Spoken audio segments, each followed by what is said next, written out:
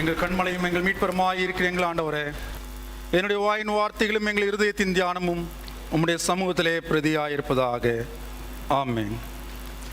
கிறிஸ்துவுக்குள் மிகவும் பிரியமான உடன் விசுவாசிகளே, திருச்சபை மக்களே, இந்த காலை வேளையில் மீண்டுமாய் ஆண்டவராகிய இயேசு கிறிஸ்துவின் நாமத்தினாலே உங்களுக்கு வாழ்த்துக்களை தெரிவித்துக் கொள்கிறேன்.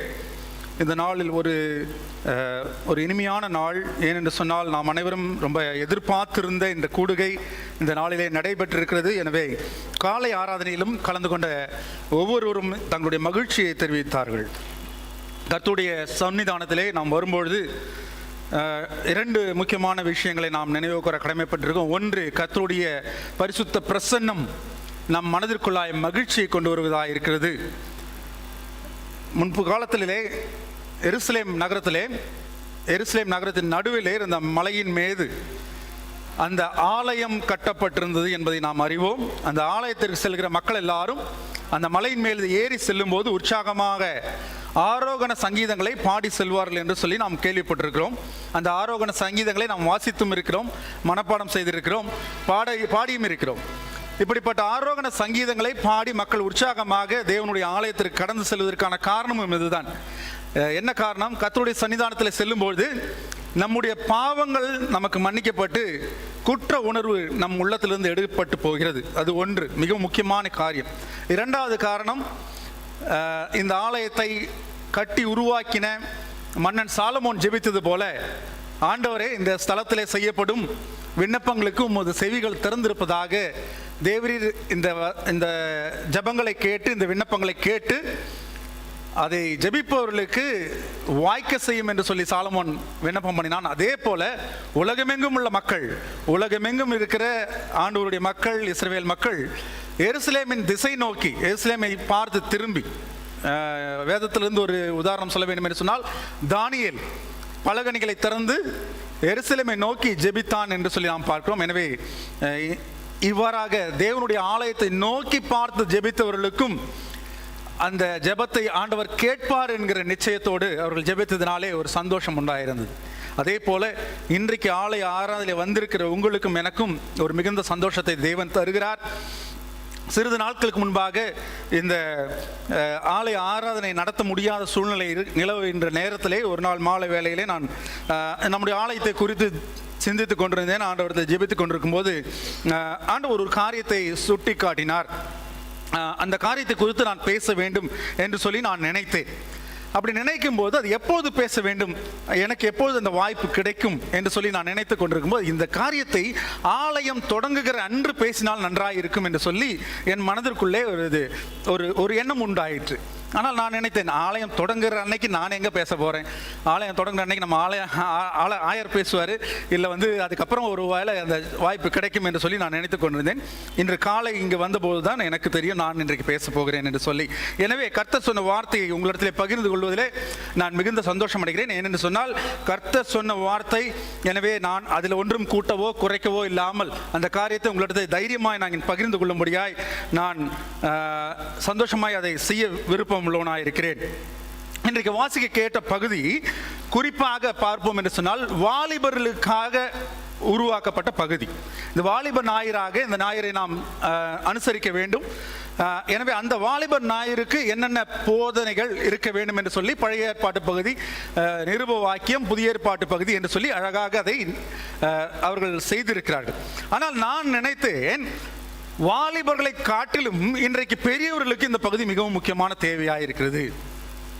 எனவேதான் ஆண்டவர் இந்த பகுதியை குறித்து குறிப்பாக நம்முடைய திருச்சபை மக்களிடத்தில் பேச சொன்னார். ஒரு விஷயத்தை நன்றாக தெரிந்து கொள்ள வேண்டும்.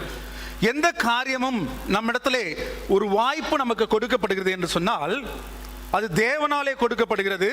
தேவன் நம்ம மேல வைத்திருக்கிற அன்பினாலே நமக்கு அந்த வாய்ப்பு கொடுக்கப்படுகிறது என்பதை நாம் உள்ளத்திலே விசுவாசிக்க வேண்டும்.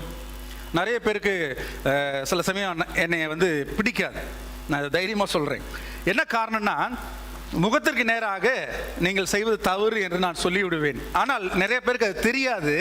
அவர்கள் மேல் இருக்க அன்பினாலே அவர்களுடைய ஆத்துமா கெட்டு போகக்கூடாது என்பதனாலே நான் தைரியமாக அந்த முகத்துக்கு நேராக சொல்கிறேன். அவர்களுக்கு மேல் இருக்கிற அன்பினாலே நான் சொல்கிறேன். ஒன்று. இரண்டாவது, இந்த அங்கி போடுற வரைக்கும் ஒரு சாதாரண மனிதனாக நாம் இருக்கலாம். ஆனால் அது போட்டதற்கு அப்புறம் ஆண்டவர் கொடுத்த கட்டளையை, ஆண்டவர் கொடுத்த பொறுப்பை நிறைவேற்ற நான் தவறிவிட்டேன் என்று சொன்னால் என்னுடைய வாழ்க்கைக்கு சாபத்தை உருவாக்கிறவனாய் நான் காணப்படுவேன். எனவே ஒரு போதகன் போதகனாக இருக்க வேண்டும். உப்பு உப்பா தான் இருக்கணும், ஒளி ஒளியா தான் இருக்கணும். எனவே ஒரு போதகன் சமரசம் செய்து கொண்டு எல்லா மனிதர்களையும் சந்தோஷப்படுத்த வேண்டும், எல்லாரிடத்திலும் நல்லவனாய் நான் இருக்க வேண்டும் என்று சொல்லி நான் விரும்புவேன் என்று சொன்னால் நான் கோமாளியாகவும் இருப்பேன், அதே நேரத்தில் முற்றிலுமாய் சபிக்கப்பட்ட மனிதனாய் இருப்பேன். மனிதர்களுடைய சந்தோஷத்தையும் மனிதர்களுடைய பாராட்டையும் மனிதர்களுடைய ஒரு மரியாதையும் பெற்றுக்கொள்ள வேண்டும் என்று சொல்லி நான் விரும்புவேன் என்று சொன்னால் தேவனுக்கு பிரியமில்லாதவனாய் காணப்படுவேன். மனிதர் முன்பாக மேன்மையாக மதிக்கப்படுவது தேவனுக்கு முன்பாக அருவருப்பாய் இருக்கிறது என்று சொல்லி இந்த வேதம் சொல்லுகிறது. எனவே செய்ய வேண்டிய காரியத்தை, தேவன் சொல்ல வேண்டிய காரியத்தை சொல்ல வேண்டும் என்பது ஒவ்வொரு ஊழியக்காரனுக்கும் கொடுக்கப்பட்ட கடமையாக இருக்கிறது. இன்றைக்கு நாம் நினைக்கலாம், நிறைய மக்கள் நம்மை பார்த்து ஐயா தோத்திரம், அம்மா தோத்திரம், நல்லா இருக்கீங்களா, நீங்க ரொம்ப அருமையான ஆளாச்சே, நீங்க அப்படி செஞ்சிருவீங்க, நீங்க இப்படி செஞ்சிருவீங்க, நீங்க ரொம்ப திறமசாலி என்று உங்களை பார்த்து சொல்வார்கள் என்று சொன்னால் நீங்க ரொம்ப ஜாக்கிரதையா இருக்கணும்.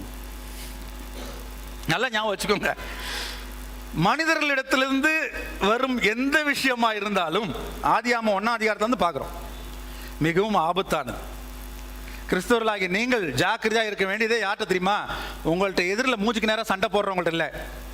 பிரதர் நீங்கள் செய்கிற தப்பு அப்படின்னு ஒருத்தவங்க சொன்னாங்கன்னா அவங்க தான் உங்கள் நண்பர். ஞாபகம் வச்சுக்கோங்க. பிரதர் அருமையாக செஞ்சீங்க, நல்லா கொடுத்தீங்க, அவனுக்கு அப்படிதான் செய்யணும் அப்படின்னு சொல்லுவாங்க. அப்படியே அந்தாண்ட போயிடு, என்னங்க அப்படி சொன்னாரு, நீங்கள் பேசாம வந்துட்டீங்க, நானாக இருந்தால் நேரம் அடி பலார்னு ஒன்று அங்கேயே விட்டுருப்பேன், அடுத்த தடவை விட்டுறாதீங்க அப்படின்னு அங்கே போய் சொல்லுவாங்க. திரும்ப இங்கே வந்து சொல்லுவாங்க, எதுக்கு திரும்ப வருவாங்க, நீங்கள் ஜாக்கிரதையா இருங்க. இதில் ஒரு சந்தோஷம் மக்களுக்கு. இப்படிப்பட்ட மனிதர்களிடத்தில் நீங்கள் மிகவும் ஜாக்கிரதையாக இருக்க வேண்டும். எனவே ஒருத்தர் காரணம் இல்லாமல் உங்களை புகழ்கிறார்கள் என்று சொன்னால், ஆங்கிலத்தில் ஒரு பழமொழி உண்டு, there is no free lunch. மத்தியான சாப்பாடு உங்களுக்கு ஒருத்தர் சும்மா வாங்கி தர மாட்டாரு. சும்மா யாராவது வாங்கி தருவாங்களா? வாங்கி தர மாட்டாங்க. ஒரு மத்தியான சாப்பாடு ஒருத்தங்க வாங்கி தரான்னா என்ன அர்த்தம்? இந்த ஆட்டால அந்த கசாப்பு கடைக்காரனுக்கு ஏதோ ஆக வேண்டி இருக்குதுன்னு அர்த்தம். எனவே மனிதர்களுடைய முகஸ்துதியை நீங்கள் கவனிக்காதீர்கள். இன்றைக்கு நாத்தான் வேலை குறித்து வாசிக்க கேட்டோம். அந்த நாத்தான் வேல் யாராலே பாராட்டப்படுகிறான்? ஆண்டவராகிய இயேசு கிறிஸ்துவினாலே பாராட்டப்படுகிறான். என்ன சொல்லி பாராட்டுறார்? தோ கபடற்ற உத்தம இஸ்ரவேல். ஐயோ, இதை சொல்றதுக்கு, இதை கேட்கறதுக்கே நல்லா இருக்கு. இது மாதிரி ஆண்டவர் உங்களையும் என்னையும் பார்த்து சொல்ல முடியுமா? இதோ ஆண்டவர் கபடற்ற உத்தம கிறிஸ்தவன். மக்கள் சொல்லுவாங்க உங்களை பார்த்து, ஐயோ நல்ல சமாரியன் போல இருக்காருங்க, அப்படியே போனார்னா அப்படியே காசு அள்ளி கொடுப்பாருங்க மனுஷன். இப்போ இந்த பாராட்டு எதுக்காகனா உங்களுக்காக இல்லை, நீங்கள் கொடுக்குற காசுக்காக. நிறைய பேர் ஜெபம் பண்ணும்போது பாருங்கள், வீட்டில் வந்து ஜெபம் பண்ணுவாங்க, ஐயோ உங்களை அப்படியே ஃப்ரீசர் ஐஸ் பெட்டிக்குள்ளே தூக்கி வச்ச மாதிரி இருக்கும் அந்த ஜெபம் முடியும் போது. ஆண்டவரே இவரை போல நல்லவர் உண்டா? ஆண்டவர் தெரியாது பாருங்க, இவர் தான் எடுத்து சொல்லுவார் ஆண்டவருக்கு. ஆண்டவருக்கு காது கேட்காது, கண்ணு தெரியாது, இவர் எடுத்து சொல்லுவார் ஆண்டவர் பற்றி, இதோ பாருங்க கேப்ரியல் ரொம்ப நல்லவருங்க, அப்படிங்க இப்படிங்க எல்லாம் சொல்லி ஜெபம் பண்ணார். கேப்ரியல் பாக்கெட்டில் அந்த 100 ரூபா தெரியுதா, 500 ரூபா தெரியுதா, அது எப்படியாவது என்ன பண்ணிடணும், இன்னைக்கு வாங்கிடணுன்ற எண்ணத்தோடு ஜெபம் பண்ணிட்டே இருப்பார். அவர் காசில் கையை விட்டு விரல விட்டு எடுத்து கையில் வைக்கிறாருன்ற வரைக்கும் அந்த ஜெபம் போயிட்டே இருக்கும். இன்றைக்கு உலகம் அப்படி தான் போய் கொண்டிருக்கிறது பிரியமானவர்களே. நல்ல ஞாபகம் வைத்துக் கொள்ளுங்கள், ஆண்டவர் உங்களையும் என்னையும் புகழ வேண்டும், மனிதர்கள் அல்ல. இன்றைக்கு ஆண்டவர் உங்களை பார்த்து சொல்லுவாரா இந்த வார்த்தைகளை? இன்றைக்கு வாசிக்க கேட்ட பழைய ஏற்பாட்டின் பகுதியில் யோசேப்பினுடைய வாழ்க்கையை பார்க்கிறோம். 2 இடத்துல 2 விஷயங்கள் சொல்லப்பட்டு, ஒன்று போத்திபாரின் வீட்டிலே, இன்னொன்று சிறைச்சாலையிலே. இந்த 2 இடங்களிலும் அந்த 2 எஜமான்களுக்கும் கண்களுக்கு முன்பாக யோசேப்பு மிகவும் மிகவும் நல்லவனாக தெரிகிறான். மனிதர்கள் முன்னாலேயே நல்லவனாக தெரிகிறான். வேதம் சொல்லுகிறதும் நமக்கு அப்படிதான், ஆண்டவர் சொல்றது அது மாதிரி தான். ரொம்ப ஒரு சிலர்லாம் பார்த்தீங்கன்னா ரொம்ப பரிசுத்தவான், மிதமிஞ்சிய பரிசுத்தவான், ஐயோ நான் யாரையுமே மதிக்க மாட்டேன், யார்ட்டையும் பேச மாட்டேன், யார் பக்கத்துலையும் என்ன நீ எல்லாம் எல்லாரையும் அப்படியே தாழ்வா என்றது, கீழே எல்லாம் எனக்கு கீழே தான். வேதம் தெளிவாக சொல்லுகிறது பிரியமானவர்களே, நம் தேவனுடைய கட்டளையை மறந்து விடாதீர்கள். எவன் உயர்வு எவன் தாழ்வு என்று சொல்லுகிறானோ அவன் தேவனுடைய ராஜ்யத்துக்கு அடுத்தவன் அல்ல. அடிமை என்றும் சுயாதீனம் என்றும் இல்லை என்று யார் சொல்றா? வேதம் சொல்லுகிறது. நல்லா ஞாபகம் வச்சுக்கோங்க. யாராவது உங்களுக்குள்ள வந்து நீங்க உசந்த ஜாதி, அவன் தாழ்ந்த ஜாதி, நீங்க அந்த கிறிஸ்தவன், அவன் இந்த கிறிஸ்தவன், அவன் அந்த தொழில் செய்கிறான், இவன் இந்த தொழில் செய்கிறான், இப்படி யாராவது உங்களுக்குள்ள பிரிவினைகளை கொண்டு வருகிறார்கள் என்று சொன்னால் அது கிறிஸ்துவின் ஆவி அல்ல. தயவு செய்து ஞாபகம் வச்சுக்கோங்க.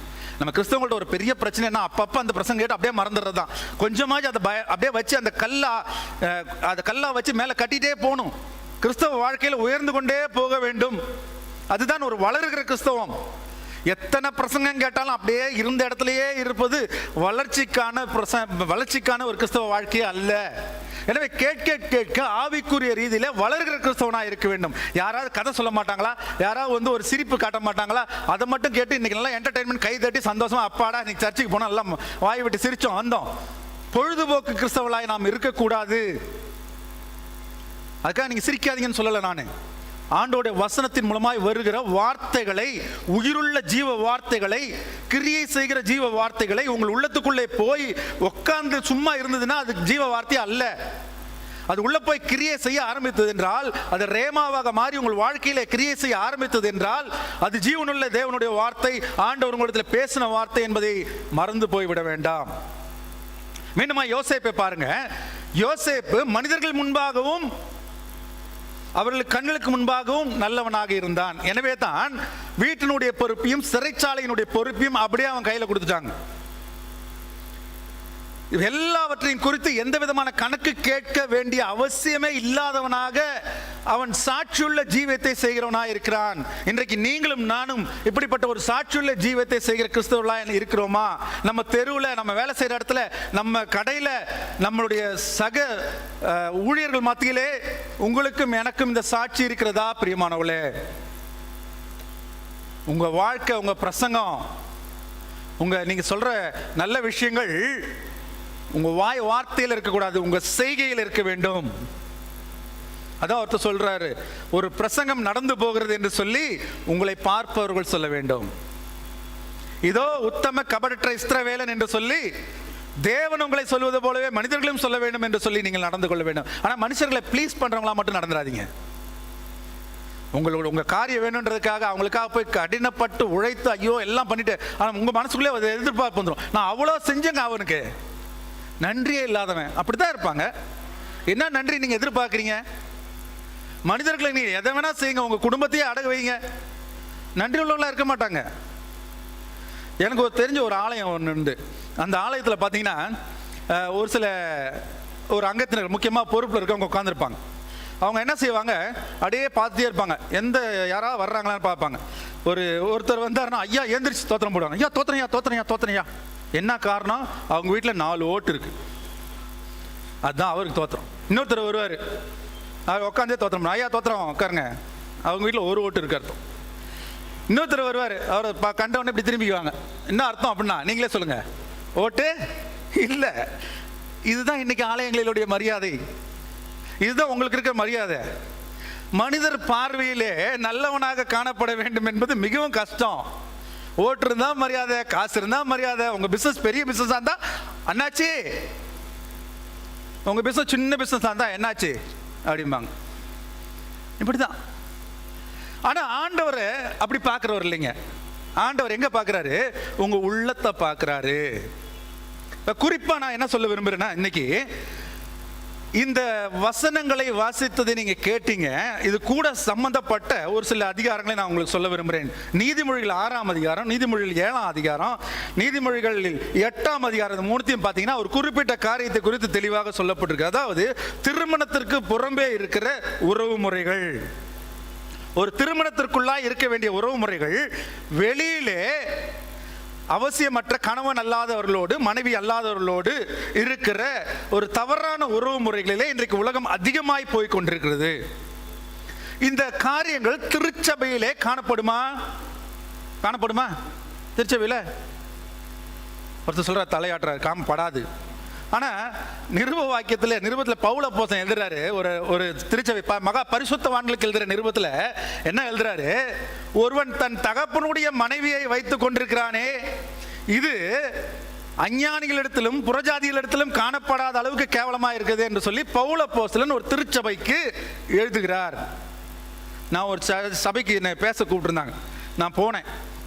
இந்த பகுதி தான் எடுத்து அன்னைக்கு அந்த போர்ஷன் இருந்துச்சா இல்லை என்ன சொல்லி தெரில, ஆண்டவர் அந்த வசனத்தை கொடுத்தாரோ தெரில, அதை உட்காந்து பிரசங்கம் பண்ணி எல்லாம் பண்ணி முடிச்சுட்டு தெளிவாக ஒரு சில வார்த்தைகளை சொல்லி பெரியவங்களுக்கு சொல்லிட்டு ஜெபம் பண்ணி அந்த சர்ச்சு ஆராதனை முடிஞ்சோன்னே அந்த சர்ச்சுக்குள்ளே அப்படி நான் நடந்து வந்தேன். அங்கேருந்து அந்த பாஸ்டர்மா வந்தாங்க வேகமாக. பாஸ்டர் நாங்கள் என்னம்மா நீங்கள் சொன்னது ரொம்ப கரெக்ட், இந்த சர்ச்சில் அதான் நடந்துட்டுருக்கு. எனக்கு ஷாக் ஆயிடுச்சு. பாஸ்டர்மா வந்து இப்படி சொல்கிறாங்க அப்படின்னு சொல்லி. நிறைய பேருக்கு நாம் நினச்சிட்டு இருக்கோம், மனிதருக்கு முன்பாக நாம் பரிசுத்தவான்களாக காணப்படலாம், ஆனால் கிறிஸ்தவர்கள் என்று சொல்லப்படலாம், ஆலயத்துக்கு வரலாம், உட்காரலாம். ஆனால் பிரியமானவர்களே, உங்களுடைய வாழ்க்கை ஆசீர்வதிக்கப்படாமல் இருப்பதற்கு காரணம் இந்த மிகப்பெரிய பாவத்திலே நிறைய பேர் மாட்டிக்கொண்டிருப்பது தான்.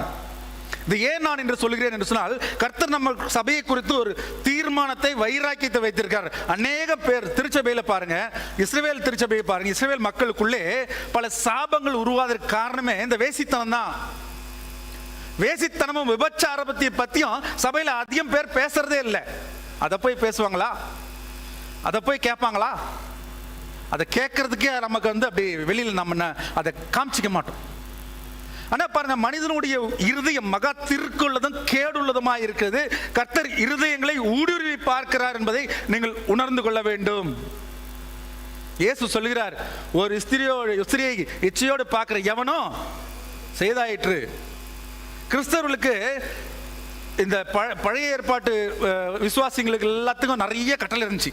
அதெல்லாத்தையும் கன்சால்டேட் பண்ணி அதெல்லாம் சுருக்கி சீஷர்கள் ஒரு சில கட்டளை கொடுக்குறாங்க. என்னென்ன கொடுக்குறாங்க சொல்லுங்க பார்க்கலாம். நீங்க விபச்சாரத்துக்கும், வேசித்தனத்துக்கும், நறுக்குண்டு செத்ததுக்கும், ரத்தத்துக்கும் என்ன பண்ணணும்? விலகி இருங்கள். அதுல வந்துருச்சு. இது முக்கியமானது விஷயம். அப்ப கிறிஸ்தவன் என்று சொன்னால் ஒரே மனைவியுடையவனாய் இருக்க வேண்டும். இது ரெண்டு பலருக்கு போகுது. நான் சொல்றது ஆண்களுக்கு மட்டும் இல்லை, பெண்களுக்கும் தான். ஒரு அம்மா சொல்லிட்டே இருந்தாங்க, எங்க வீட்டுக்காரர் எந்த உதவியும் செய்யறது இல்லைங்க, எனக்கு சும்மாங்க வீட்டுக்கு வராரு போறாரு, சாப்பிட்றாரு, ஜாலியாக படுத்துங்கிறாரு, போறாரு வராரு, அவ்வளோதாங்க, எந்த உதவியுமே செய்யறதில்லை. அப்போ ஒரு ஐயா சொன்னார், அம்மா அந்த வீட்டுக்கார் இருக்கதே உங்களுக்கு பெரிய பாதுகாப்பு. என்ன பாதுகாப்பு? அவர் என்ன கத்தி பிடிச்சிட்டா நிற்கிறாரு என் பக்கத்தில் அப்படி. அதே அந்த கணவர் இல்லாத பெண்களிடத்தில் நீங்கள் போய் கேட்டு பாருங்க. நான் நிறைய பேர் நம்ம சபையில் நிறைய பேர் சொல்லியிருக்காங்க, அவங்களுக்கு வருகிற மெசேஜ் கூட எவ்வளவு வக்கரமாக இருக்கிறது. சொல்லுவாங்களா, எவனை விழுங்கலாம் என்று தேடி தெரிகிறான் பிசாசுன்ற மாதிரி இந்த பைபிளில் சொல்லியிருக்குது ஒரு வசனம். அவனவன் அடுத்தவன் மனைவி பின்னாலே போய் என்ன செய்யறானாமா, குதிரை மாதிரி கணக்கிறானாமா. இது இருபாலருக்கு போகுது நான் சொல்றது. நல்லா ஞாபகம் வச்சுங்க. என்ன இதை பேசிட்டு இருக்காரு காலையில் நினைக்காதீங்க. ஆண்டவர் பேசுகிறார், அவ்வளோதான். யார் யாருக்காக பேசுகிறார் அவங்களுக்கு தெரியும். மிகவும் ஜாக்கிரதை உள்ளவர்களாக உங்களுடைய பரிசுத்த வாழ்க்கையை வேதத்துக்குள்ளாய் நீங்கள் காத்துக்கொள்ள வேண்டும் என்று சொன்னால், வேதம் சொல்லுகிறபடி கண்காணியானவனாக இருந்தாலும் சரி, ஒரு கிறிஸ்தவனாக இருந்தாலும் சரி, ஒரே மனைவி உடையவனாய் இருக்க வேண்டும். வேதம் சொல்ற வார்த்தையை தான் சொல்றேன். நான் தனியாக என் சொந்த வார்த்தை எதுவுமே சொல்லலை. சொன்னா மன்னிச்சுக்கோங்க, அதை டெலீட் பண்ணிடுங்க. விபச்சாரம் வேசித்தனமும் இல்லாதபடி உங்களுக்குள்ளே அவனவன் தன் சொந்த மனைவியும் சொந்த கணவனையும் உடையவனாக இருக்க கடவுள்னு சொல்லி பைபிள் சொல்லுது. அப்ப என்ன செய்யணும்? மனதளவிலும் கூட உங்களுடைய வாழ்க்கை கர்த்தருக்கு பிரியமான வாழ்க்கையா இருக்க வேண்டும். பிரியமானவளே, எல்லாரும் மனிதர்கள் தான், எல்லாம் தவறுகிறாங்க, ரைட்டு, ஓகே, ஃபைன். ஆனா எவ்வளவு நேரம்? தலைக்கு மேல அப்படி காக்கா பறந்து போகலாம், அதுக்கு நீங்க ஒன்றும் பண்ண முடியாது, அது போக தான் செய்யும். ஆனா காக்கா என்ன செய்யக்கூடாது? தலையில உட்காந்து கூடு கட்டி முட்டையிட்டு குஞ்சு பொறிக்கிற அளவு கூடாது. எந்த பாவம் என்று கர்த்தர் சொல்கிறாரோ அதை விட்டு எப்படியா ஜம்ப் பண்ணி வெளியில் ஓடி வர்றதுக்கு பாருங்க. அப்ப என்ன செய்யலாம்? வேதம் சொல்லி கொடுத்திருக்கிறது உங்களுக்கு. இன்னைக்கு நாத்தான் வேலை பார்த்து ஆண்டவர் சொல்றார், இதோ உத்தம கபடற்ற உத்தம இஸ்ரவேல் என்று சொல்லி ஆண்டவர் ஒரு மனிதனை அழைத்தால் என்ன சொல்லியிருக்கிறார்? ஆண்டவர் அழைத்தவர்களை ஆண்டவர் பரிசுத்தப்படுத்துகிறார், பரிசுத்தப்படுத்துகிறவர்களை ஊழியத்தில் பயன்படுத்துகிறார், பயன்படுத்துகிறவர்களை மகிமைப்படுத்தியும் இருக்கிறார் என்று சொல்லி ஆண்டவர் சொல்லுகிறார். நீங்கள் அதிக நேரம் இந்த உலகத்தோடு நீங்கள் செயல்படுத்துகிறீர்களா அல்லது ஆண்டவரோடு நீங்கள் அதிக நேரத்தை செலவழிக்கிறீர்களா என்பதிலிருந்து உங்களுடைய வாழ்க்கை எந்த பகுதியில் சார்ந்து இருக்கிறது என்பதை தெரிந்துவிடும். ஆண்டவருக்கு பிரியமான வேலைகளை நீங்கள் செய்யுங்கள். யார் உங்களை குறித்து எதை சொன்னாலும் பரவாயில்லை. நிறைய பேருக்கு ஆண்டவரை பற்றியே கவலை இல்லை, சபையை பற்றி கவலை இருக்கும். ஐயோ சபையில் என் பேர் இல்லையே, என் பேர் அதில் போடலையே, என் பேர் இதில் போடலையே, இந்த லிஸ்ட்டில் அடித்ததில் இப்போ பேரை காணுமே, என் பேர் கடைசியில் போட்டிருக்காங்க. இதுதான் சபையை குறித்து நிறைய பேருக்கு இருக்கிற அக்கறை. ஆனால் பாருங்கள், இதெல்லாம் அழிஞ்சு போயிடும். 4 ரோடு கல்ற தோட்டத்துக்கு எத்தனை பேர் நீங்கள் போயிருக்கீங்கன்னு தெரியல. தயவுசெய்து போனீங்கன்னா பாருங்கள், எக்கச்சக்கமான கல்லறை இருந்த இடம் அது. கேடி பால்னு சொல்லி ஒருத்தருடைய கல்லறை இருக்குது. அவர் கேடி பால் யாருன்னா, இப்படி சொன்னால் உங்களுக்கு புரியும். காந்தி தெரியுமா உங்களுக்கு? மகாத்மா காந்தி அவருக்கு ஈக்குவலான ஆள். என்ன காரணம்னா, இவரும் காந்தி மட்டும்தான் போய் வட்டமேச மாநாடு அட்டன் பண்ணியிருக்காங்க. நம்ம சபையை சேர்ந்தவர். எத்தனை பேருக்கு இன்னைக்கு தெரியுது? தெரியல. எத்தனை கல்லறைகள் அங்கே நொறுக்கப்பட்டு உடைத்து போடப்பட்டனவா இருக்கின்றன. ஒவ்வொரு கல் பாறையும் இவ்வளவு தடி. சென்னையிலிருந்து கொண்டு வந்திருக்காங்க. இன்னைக்கு ட்ரெயின் இருக்கு, வசதி இருக்கு, எல்லாம் இருக்கு, எல்லாம் கொண்டு வந்துடலாம். பெரிய பெரிய டயர் வச்ச வண்டிலாம் இருக்கு. அன்னைக்கு எப்படி கொண்டு வந்தாங்கன்னே தெரியல. அப்படிப்பட்ட கல்லறைகள்லாம் வச்சிருக்காங்க, கட்டியிருக்காங்க. உடைந்து நொறுங்கி போச்சு. இன்னைக்கு வாழ்ந்தவன் யாரு, செத்தவன் யாரு, யாருக்குமே தெரியல. 50 வருஷத்துக்கு முன்னாடி இந்த சபையில் யார் யார் இருந்தாங்க, உங்க சீட்டில் யார் உட்காந்தாங்க உங்களுக்கு தெரியுமா? இன்னும் 50 வருஷம் கழிச்சு உங்களை தெரியுமா யாருக்காது? ஆனா நாம என்ன நினைக்கிறோம், என் படத்தை போடணும், என் பேரை படத்தை வந்து நம்ம கடைசியில் அந்த கல்லறையில் போடுவாங்க நல்லா பெருசா. அது நாம் எடுத்து கொடுத்துட்டு போனோம்னா அதுவும் உடஞ்சி போயிடும் ஒரு நாளுக்கு. பிரியமானவர்களே, நான் இப்படி பேசுறதுக்காக நீங்க வருத்தப்படாதீங்க. நான் சொல்கிறேன், நம்மளுடைய படங்களும் நம்முடைய பெயரும் ஜீவ புத்தகத்திலே ஆண்டவர் உள்ளங்கையிலும் வரையப்பட்டிருக்க வேண்டும் என்று சொல்லி நீங்கள் வாஞ்சிப்பீர்கள் என்று சொன்னால் அதுக்கான வழி ஈஸி. நீங்கள் நன்மையை செய்ய படியுங்கள், நல்லதை செய்ய படியுங்கள். ஒவ்வொருவனும் ஆண்டவருக்குள்ளாக தன் குடும்பத்திற்கு துரோகம் செய்யாமல், தன் மனைவிக்கு துரோகம் செய்யாமல், தன் கணவனுக்கு துரோகம் செய்யாமல் கர்த்தருக்குள்ளாக உங்களை பரிசுத்தப்படுத்திக் கொள்ளுங்கள். அப்போது கர்த்தர் உங்களுக்குள்ளே அற்புதத்தை செய்வார். ஏன் என்று கிறிஸ்தவ வாழ்க்கை வெற்றியுள்ள வாழ்க்கையா இருக்க முடியல? ஏன் மற்றவர்களை நம்முடைய சபைக்கு நேரம் நம்ம திருப்ப முடியல? ஏன் வல்லமையின் ஊழியங்கள் நம்முடைய சபையில் நடைபெறவில்லை? ஏன் நீங்கள் ஜெபிக்கிற காரியங்கள் உடனடியாக பதில் வர மறுக்கிறது என்றால் உங்களுடைய வாழ்க்கையில பரிசுத்தம் இல்லை. பரிசுத்தம் இல்லாமல் தேவனை தரிசிப்பது கூடாத காரியம். சேனைகளின் கர்த்தர் பரிசுத்தர் பரிசுத்தர் பரிசுத்தர் என்று சொல்லி வானங்களுக்கு மேலாக நிற்கிற சேராபீன்களை கண்டவுடனே ஏசாயா என்ன சொல்கிறான்? ஐயோ, நான் என்ன உள்ள மனிதன், அசுத்த உதடுகள் உள்ள மனிதன். அந்த எண்ணம் உங்களுக்கு வர வேண்டும். அந்த குற்ற உணர்வு உங்களுக்குள்ளாய் வர வேண்டும். சிந்தித்து பார்க்க வேண்டும். பிரியமானவர்களே, எங்கே நாம் தவறி இருக்கிறோம்? நான் சபைக்கு வர்றேன், கம்யூனியன் எடுக்கிறேன், தசம பாகம் கட்டுறேன், எல்லாம் ஓகே. நீ எங்கே தவறி இருக்கிறாய்? நீ மனிதர்களுக்கு தெரியாம வேணா செய்யலாம், குடும்பத்துக்கு தெரியாம செய்யலாம், சமுதாயத்துக்கு தெரியாமல் நீ ரகசியமாய் செய்கிற பாவங்களை தேவன் பட்ட பகலின் வெளிச்சத்தை போல பார்த்து கொண்டிருக்கிறார் என்பதை மறந்து விட வேண்டாம். யாரா இருந்தாலும் சரி, வெள்ளை சொல்லுமா பெரிய மனுஷனாக ஒரு தோரணையோடு நீங்கள் காணப்படலாம். ஆனால் உங்களுக்கு உள்ளே இருப்பதெல்லாம் வெள்ளை அடிக்கப்பட்ட கல்லறைக்குள்ளே இருக்கிறது போல உங்களுக்குள்ளே இருக்கிற அசுத்தங்களை எல்லாம் நீங்கள் ஆண்டவருடைய சன்னிதானத்திலே அறிக்கையிட்டு பாவத்திற்கு வருந்தி ஆண்டவருடைய இரக்கத்துக்கு மன்றாடி பாவ மன்னிப்பை பெற்றுக்கொள்ளாவிட்டால் இன்றைக்கு கொடுக்கப்பட்டிருக்க இந்த வாய்ப்பை இழந்து போனவர்களாய் நீங்கள் காணப்பட வேண்டாம். பிரியமானவர்களே, இந்த லாக்டவுனுக்கு முன்னால் எத்தனை பேர் இங்கே இருந்தாங்க? நிறைய பேர் உங்களுக்கு தெரிஞ்சவங்களா இருந்தாங்க. இன்னைக்கு அவங்க இல்லை. அதனால நீங்கள் நினச்சிக்காதீங்க அவங்களாம் ரொம்ப பாவி, நான் ரொம்ப யோக்கியன். ஆண்டவர் சொல்றாரு, சீலோமில்ல கோபுரம் இடிந்து 17,000 பேரை கொன்றதே அவர்கள் எல்லாம் பாவிகளா இருந்தாங்களா? இல்லை. இதெல்லாம் எதுக்காக நடந்துக்குது? நீங்கள் ரட்சிக்கப்படும்படியாக, நீங்களுடைய பாவ வழிகளை விட்டு திரும்பி பிழைக்கும்படியாக. இதோ கோடாரியானது வேறருகே வைக்கப்பட்டிருக்குது. நல்ல கனி கொடுக்கிற மரமெல்லாம் விட்டு விடுவாங்க, நல்ல கனி கொடாத மரத்தை எல்லாம் வெட்டி அக்கினியிலே போடப்படும். இது உங்களுக்கு ஒருவேளை கடைசி தருணமாக அல்லது ஒரு ஆண்டவர் கொடுக்கிற ஒரு நல்ல வாய்ப்பாக உங்களுக்கு இருக்கலாம். பிரியமானவர்களே, இதை நாம் பயன்படுத்திக் கொள்வோம். அடுத்தவங்களை நினைக்காதீங்க, இந்த பிரசங்கெல்லாம் அவருக்கு தான் பண்ணுறாரோ. இந்த ஒருத்தர் எங்கள் வீட்டில் அந்த மாதிரி எங்கள் ஒய்ஃப்ட்டு ஒருத்தர் ஃபோன் பண்ணி சிஸ்டர், பிரதர் வந்து யாரோ ஒருத்தரை குறிவைத்து பேசி கொண்டிருக்கிற மாதிரி தெரியுது, அவரை ஜென்ரலாக பேச சொல்லுங்க அப்படின்னு. நான் யாரையும் குறிவைத்துலாம் பேசல, அந்த அவசியமும் எனக்கு இல்லை. கர்த்தர் சொல்கிற வார்த்தை வந்து அது குறிவைத்து வந்துச்சுன்னா சந்தோஷம், எடுத்துக்கோங்க. ஆண்டோ சொல்கிற வார்த்தை யாரோ ஒருத்தன் கலப்படத்தோட பிரசங்கம் பண்ணுறான்னா இந்த இடத்துல இருந்து அவனுடைய வாழ்க்கை பிரச்சனையாகி போயிடும். ஆண்டோ சொல்கிற வார்த்தையை டைரெக்டாக அவளே பேசி முடிஞ்சு போய் 10 நிமிஷம் மறந்து போயிடும். எனக்கு பாரம் குறைஞ்சு போயிடும். ஆண்டவர் கொடுக்காம, இந்த பாரம் கொடுக்காம நான் இதெல்லாம் வந்து பேசிட்டு இருக்க மாட்டேங்க. எனவே கர்த்தர் நம்ம சபையை பார்த்து கண்ணீர் விட்டு அழுது பார்த்து கொண்டிருக்கிறார். உனக்கு எருசலேமே உனக்கு கொடுக்கப்பட்டிருக்கிற இந்த வாய்ப்பை நீ புரிந்து கொண்டால் நலமாக இருக்கும். புரிந்து கொள்ளாவிட்டால் உன்னை சூழ உன் மதில் சூழ நெருக்கி உன் மேல ஒரு கல் இராதபடி செய்வார்கள் என்று சொல்லி ஆண்டவர் எருசலேமை பார்த்து அழுதது போல இன்றைக்கு நம்ம சபையை பார்த்து அழுது கொண்டிருக்கலாம். எனவே பிரியமானவர்களே, தயவு செய்து ஆண்டவர் உங்களை சுட்டி காட்டுவார் என்று சொன்னால் மனம் திரும்புங்கள். இன்றிலிருந்து ஒரு பரிசுத்த வாழ்க்கையை வாழ்வதற்கு உங்களை ஒப்புக் கொடுங்கள். கர்த்தர் தாமே இந்த வசனத்தை ஆசீர்வதிப்பாராக.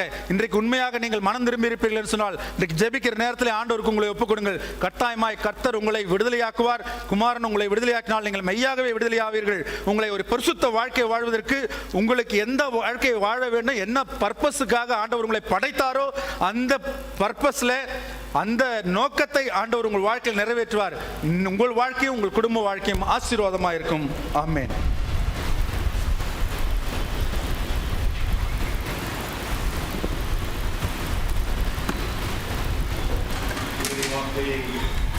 இறைவார்த்தைகளை கேட்ட நாம் தேவனுக்கு நன்றி சொல்லி நம்மையும் நம்முடைய வாழ்க்கையையும் தேவன் நமக்கு கொடுத்த ஆசீர்வாதங்களையும் காணிக்கையாக நாம் அர்ப்பணிப்போம். காணிக்கை பாடல்களாக கீர்த்தனை 2 மற்றும் 143வது கீர்த்தனைகள். கீர்த்தனை 2 திரிமுதல் கிருபாசரணனே சரணம்.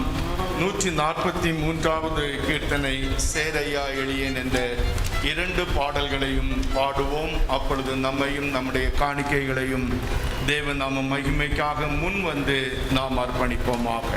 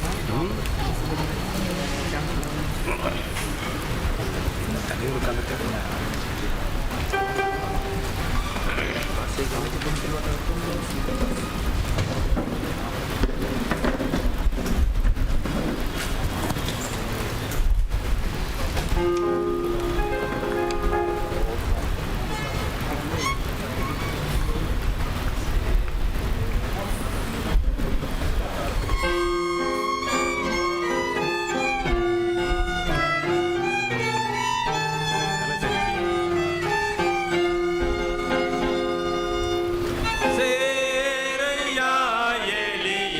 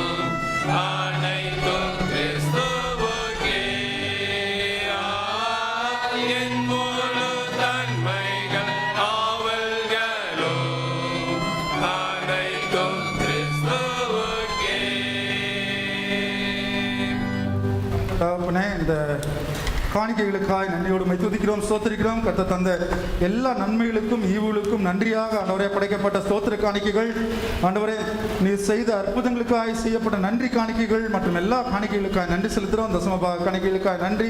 ஆண்டவரே இதை கொடுத்த மக்களை ஆசீர்வதிப்பீராக, அதை சகோதரித்து உங்கள் அடியவர்களையும் ஆசீர்வதிப்பீராக.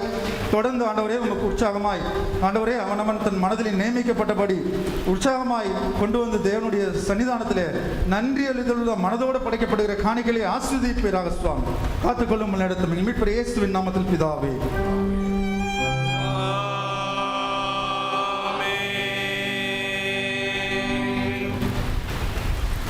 ஜெபம் செய்வோம்.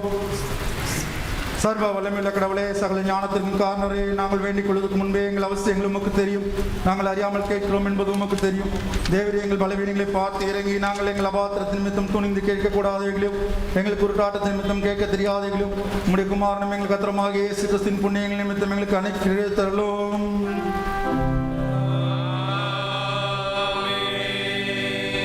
நம்முடைய கர்த்தராகிய இயேசு கிறிஸ்துவினுடைய கிருபையும் தேவனுடைய அன்பும் பரிசுத்த ஆவியின் ஐக்கியமும் உங்கள் அனைவரோடும் இப்பொழுதும் எப்பொழுதும் இருப்பதாக.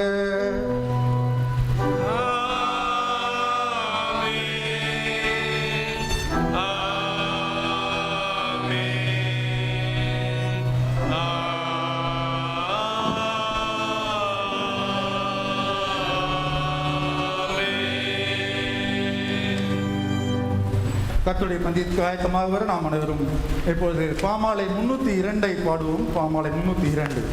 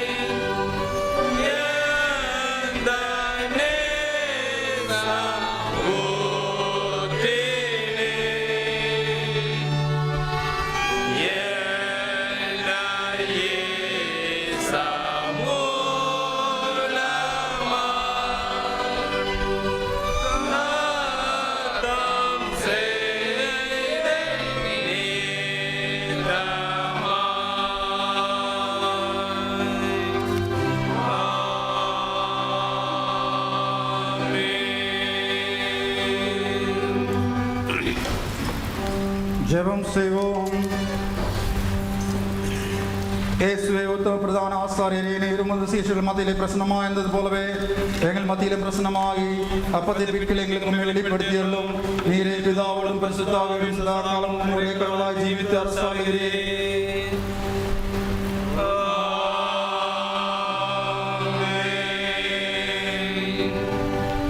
ஆண்டவர் உங்களோடு இருப்பாராக. உங்கள் இதயத்தை உயர்த்துங்கள். நம்முடைய ஆண்டவராகிய கர்த்தருக்கு ஸ்தோத்திரம் செலுத்த கடவோம். ஆண்டவரே, பரிசுத்த பிதாவே, சர்வ வல்லமையுள்ள நித்திய கடவுளே, நாங்கள் எக்காலத்தின் விடத்திலும் உமக்கு ஸ்தோத்திரம் செலுத்துவது தகுதியும் நீதியும் எங்களுக்கு விசேஷ கடமையுமாக இருக்கிறது. உமது குமாரனும் எங்கள் ஆண்டவருமாகிய இயேசு கிறிஸ்துவின் மூலமாக நீர் வானங்களையும் பூமியும் அதில் உள்ள எல்லாவற்றையும் சிருஷ்டித்தீர். மனிதனையும் உமது சாயலாக உண்டாக்கினீர். அவன் பாவத்தில் விழுந்தபோது புது சிருஷ்டியின் முதற் பலனாக அவனை மீட்டுக் கொண்டீர்.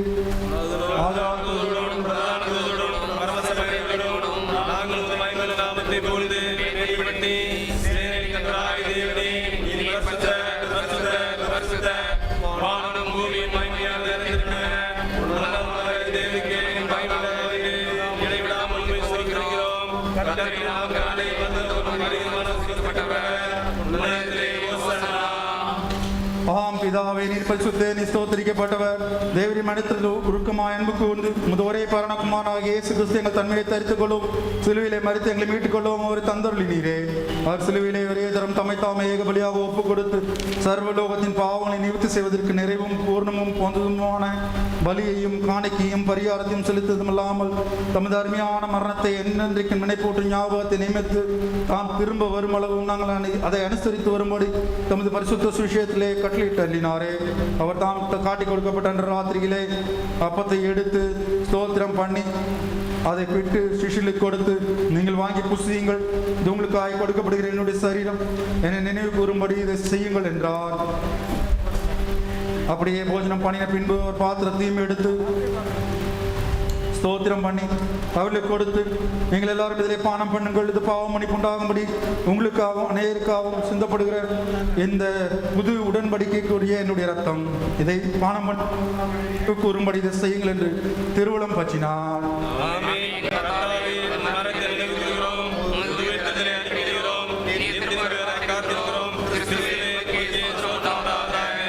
ஆதலால் பிதாவே, உமது குமாரனாக எங்கள் ஆண்டவரின் அருமையான பாடுகளையும் மரணத்தின் மகிமையான உயிர்த்தெழுதலையும் பரமேதலும் நினைவு கூர்ந்து உமது அடியார்களாக நாங்கள் அவருடைய கட்டளைப்படியே அவர் திரும்ப வரும் மூலம் அவரை நினைவு கூர்ந்து செய்கிறோம். அவர் நீர் எங்களுக்காக நிறைவேற்றின பூர்ண மீட்புக்காக நாங்கள் உமக்கு நன்றி செலுத்துகிறோம்.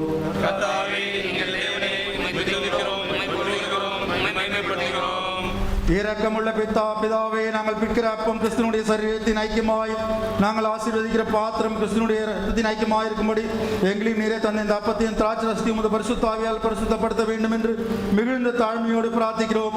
நாங்கள் எல்லாரும் எங்கள் ஆண்டவர் இயேசு கிறிஸ்துவில் கூட்டி இணைக்கப்பட்டவர்களாகி விசுவாசத்திலே ஒருமைப்படவும் தலையாகி அவருக்குள்ளும் எல்லாவற்றிலும் வளரவும் கிருபை செய்யும்.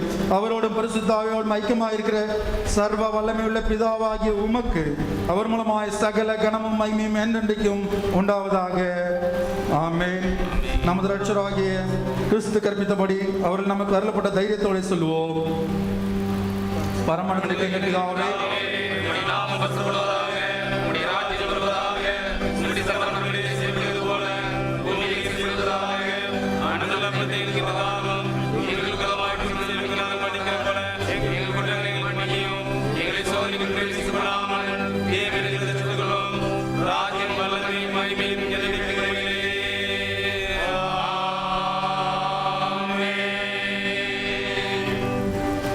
இரக்கமுள்ள வாயத்தோடும் தூய சிந்தையுள்ளோராய்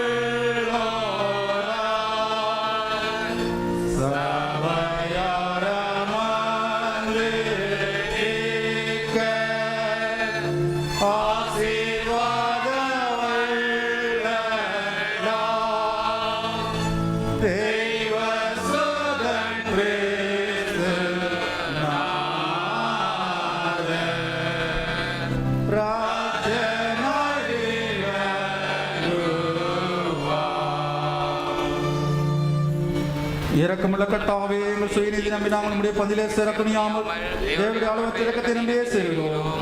மேதின் கேள்விகளின் குறிக்கைகளை பொறுத்துக் கொள்ள நாங்கள் பாத்திரர் அல்ல, ஆனாலும் தேவரீர் எப்போதும் இரக்கம் செய்கிற லட்சணமுள்ள மாறுதோராக இருக்கிறீர். ஆகியால் கிருபையுள்ள கர்த்தாவே, இந்த அருமையான குமாரனாகிய இயேசு கிறிஸ்துவின்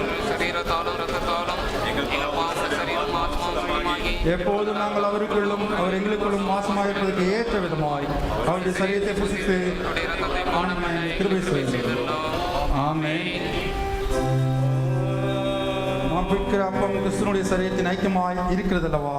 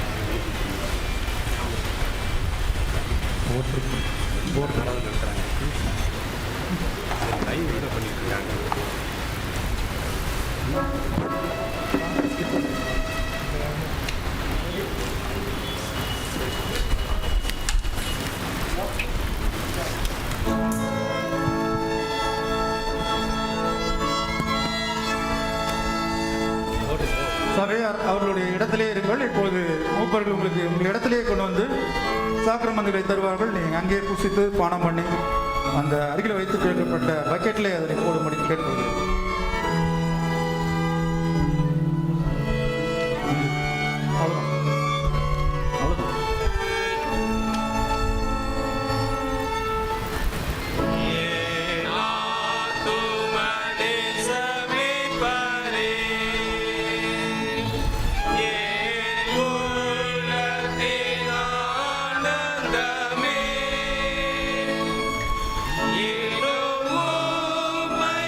Kitty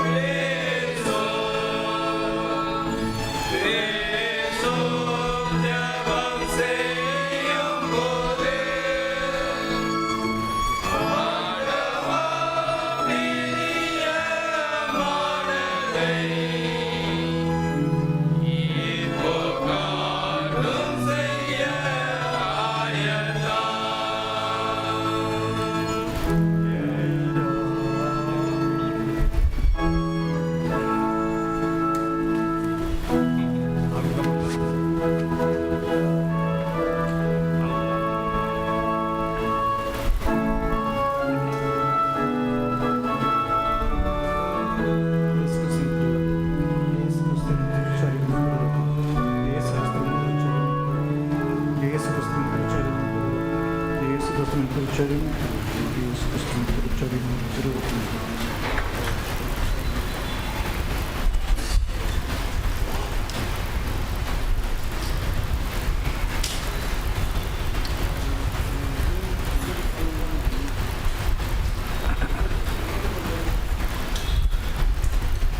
கர்த்தராகிய இயேசு கிறிஸ்துவின் திருச்சரீரம் உங்களுக்கு நித்திய ஜீவனை ஆண்டவர் வாக்குத்தத்தம் பண்ணினவர். சரீரத்தின் ஐக்கியமும் ஆசீர்வாதமும் கிருபையுமாயிருக்கிறது. இது இயேசு கிறிஸ்துவின் திரு ரத்தம். இதில் பானம் பண்ணுகிற நமக்கு இது ஆசீர்வாதமும் கிறிஸ்துவின் ஐக்கியமும் நமது ஆத்ம சுத்திகரிப்புக்கு தகுந்த உகந்த பாத்திரமாய் இருக்கிறது.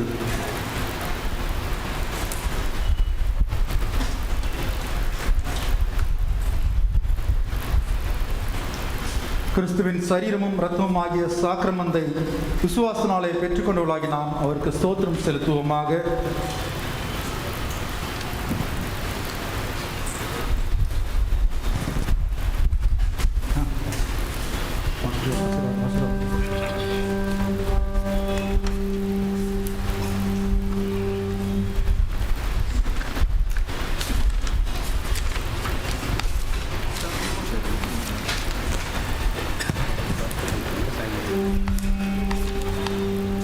ஜெபம் செய்வோம். சர்வ வல்லமையுள்ள கடவுளே, பரமபிதாவே, உமது நேசகுமாரனும் எங்கள் ஆண்டவருமாக இயேசு கிறிஸ்துவுக்குள் எங்களை உமது பிள்ளைகளாக ஏற்றுக்கொண்டு அவருடைய விலைமதியாத திருச்சரீரமும் ரத்தம் ஆகிய ஞானாகாரத்தால் எங்களை போஷித்திருக்கிறேன். எங்கள் பாவங்களை மன்னித்து நித்திய ஜீவனை எங்களுக்காக வாக்கு பண்ணியிருக்கிறேன். அளவிடப்படாமல் இந்த நன்மைகளுக்காக ஸ்தோத்திரிக்கிறோம். சரீரமும் ஆத்மாவும் ஆகிய எங்களை பரிசுத்தமும் ஜீவனும் உள்ள வழியாக உங்களுக்கு ஒப்புக் கொடுக்கிறோம். இதுவே நாங்கள் செய்யத்தக்க ஆன்மீக ஆராதனை. நாங்கள் இந்த பிரபஞ்சத்துக்கு ஒத்த வேஷம் தெரியாமல் தேவருடைய நன்மையும் பரிபூர்ணமும் சித்தம் என்னதென்று பகுத்தறியத்தக்கதாக எங்கள் மனம் புதிதாகிறதுனாலே மறுரூபமாகும்படி எங்களுக்கு அருள் புரியும். கடைசியிலே நாங்கள் உமது பரிசுத்தவான அனைவரோடும் உமது நித்திய ராஜ்யத்தின் ஆனந்தத்தை அடையத்தக்கதாக எல்லா உலகத்திலே உமக்கு கீழ்ப்படிந்து நடக்க எங்களுக்கு கிருபை செய்யும். உம்மோடும் பரிசுத்தாவியோடும் ஒரே கடவுளாய் ஜீவித்து அரசாளுகிற எங்கள் ஆண்டவர் இயேசு கிறிஸ்துவின் மூலமாய் இவர்களை வேண்டிக் கொள்கிறோம். ஆமென். ஞானமும் தோற்றமும் வளமும் வல்லமையும் வளமும் சதா உண்டாவதாக.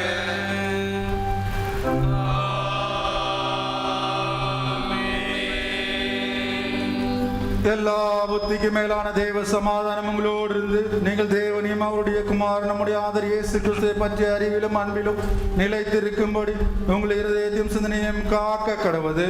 பிதா குமாரன் பரிசுத்தாவியுமாகிய சர்வ வல்லமை பொருந்திய தேவனுடைய ஆசீர்வாதம் உங்களுக்குள்ளே இருந்து எப்போதும் உங்களோடு நிலைத்திருக்க கடவது.